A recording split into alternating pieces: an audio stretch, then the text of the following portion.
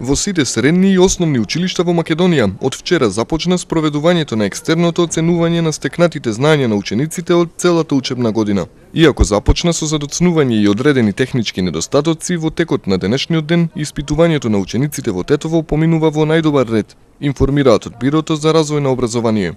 До сега, според повратните информации, нема некои забележителни проблеми.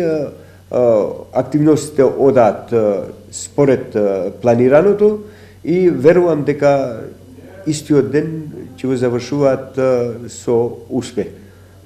Екстерното оценување во Тетово ќе опфати 23.000 основци од 4 до 9 одделение и средношколци до 3 година, кои за 60 минути треба да одговорат на 30 прашања по еден од предметите. Во овие активности се вклучени и вработени од Државниот испитен центар, од Државниот просветен инспекторат, како и советници од Бирото за развој на образованието.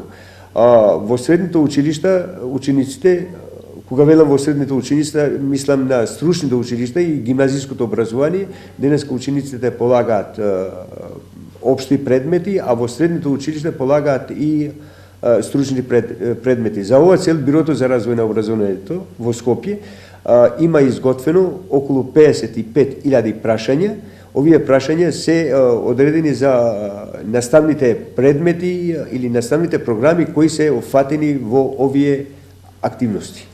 Екстерното оценување ќе трае до 10 јуни. Според правилникот за спроведување на тестирањето, оценките по двата предмети ќе бидат впишани во свидетелството и ќе влијаат на вкупниот успех на ученикот. Оние кои неоправдано ќе отсуствуваат од тестирањето, нема да добијат свидетелство.